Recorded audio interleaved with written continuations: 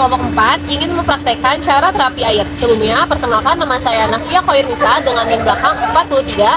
Saya Safira Adela Putri dengan NIM belakang 15. Saya Antonia Claudia Rawarin dengan NIM belakang 37. Saya Aulia Fadila dengan NIM belakang 52. Saya Angelika Palilingan dengan NIM belakang 41.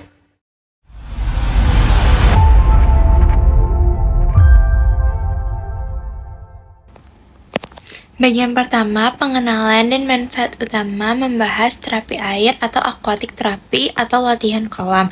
Metode yang aman dan sangat efektif untuk meredakan nyeri punggung bawah. Terapi air memanfaatkan lingkungan air untuk menciptakan lingkungan latihan dampak rendah, low impact. Kelebihan utamanya adalah gaya apung yang mengurangi beban berat tubuh pada sendi dan tulang belakang Anda, memungkinkan gerakan yang mungkin terasa menyakitkan di darat. Terapi air adalah metode terapi yang memanfaatkan air sebagai media utama untuk membantu rehabilitasi, pemulihan, dan peningkatan fungsi tubuh, baik secara fisik maupun psikologis. Dalam jenis fisioterapi, terapi air sering disebut hidroterapi dan dilakukan di kolam khusus atau bak air dengan suhu tertentu. Oke, selanjutnya saya akan menjelaskan tentang konsep fisika utama. Yang pertama itu ada gaya apung atau buoyancy. Gaya ini gaya yang berlawanan arah dengan gravitasi yang mengurangi berat efektif tubuh. Besarnya dijelaskan oleh hukum Archimedes. Penerapan pada latihannya itu untuk mengurangi beban. Jadi mengurangi beban ini untuk mengurangi tekanan kompresi pada tulang belakang dan sendi, memungkinkan gerakan seperti squat and jump dan jump skipping dilakukan secara low impact. Yang kedua ada resistensi fluida atau hidrodynamic drag. Gaya ini adalah gaya hambatan yang terjadi akibat kekentalan air atau viskositas dan perbedaan tekanan saat tubuh bergerak. Ini adalah sumber penguatan otot.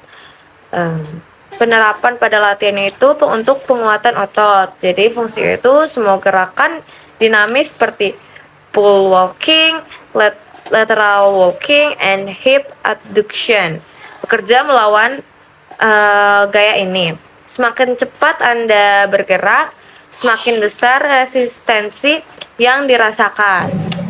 Di sini saya akan menjelaskan pada bagian ketiga gerakan kunci dan respon fisiologis.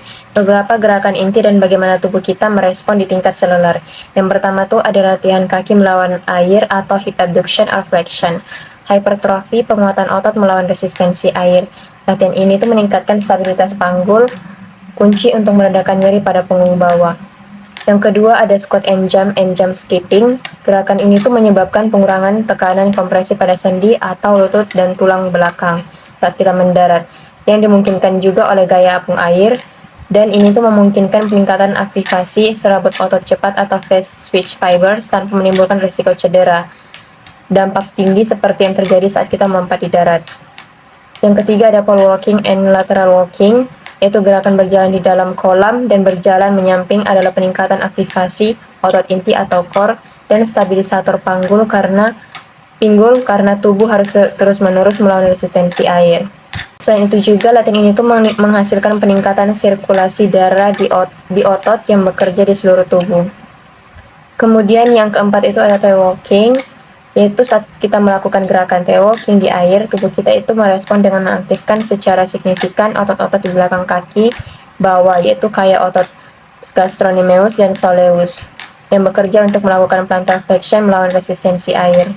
Karena pada bidang tumpuan atau area kontak dengan lantai menjadi sangat kecil, sehingga terjadi peningkatan kebutuhan akan aktivasi otot inti dan stabilisator pergelangan kaki untuk menjaga keseimbangan.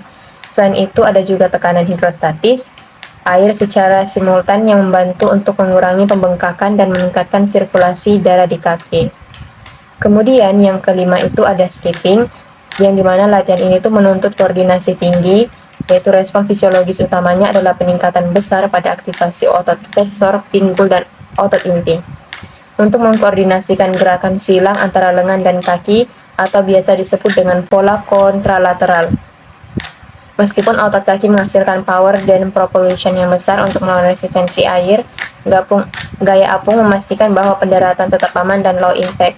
Secara keseluruhan, ini tuh meningkatkan efisiensi kardiovaskular dan daya ledak otot tanpa membebani sendi. Indikasi klinis dan kontraindikasi. Yang pertama, ada indikasi klinis atau kondisi yang dapat dibantu. Terapi air sangat direkomendasikan untuk nyeri punggung bawah kronis, osteoartritis, terutama sendi pinggul dan lutut, fibromialgia, rehabilitasi pasca operasi, kondisi neurologis seperti stroke atau multiple sclerosis yang membutuhkan dukungan keseimbangan. Yang kedua ada kontraindikasi atau kondisi yang harus dihindari. Yang terapi air tidak disarankan atau memerlukan pengawasan ketat jika pasien memiliki luka terbuka, infeksi kulit, atau penyakit menular, inkontinensia urin atau feses yang tidak terkontrol, demam atau infeksi akut, penyakit kardiovaskular yang parah atau tidak stabil, fobia air. Oke, jadi di sini aku akan ngebahas tentang efektivitas dari aquaterapi dibandingkan metode latihan lainnya. Nah, terapi air sendiri seringkali lebih unggul pada tahap awal rehabilitas karena dia itu menawarkan yang pertama keamanan, resiko jatuh yang hampir nihil, dan kedua itu ada kenyamanan, air hangat, membantu merelaksasi otot yang tegang, dan yang ketiga adalah aksesibilitas. Memungkinkan pasien yang terlalu lemah atau terlalu sakit untuk berdiri di darat agar tetap bisa berolahraga. Penelitian menunjukkan bahwa terapi air dapat memberikan penurunan nyeri yang signifikan dan peningkatan fungsi setara atau bahkan lebih baik dari terapi berbasis darat pada beberapa kondisi muskuloskeletal kronis.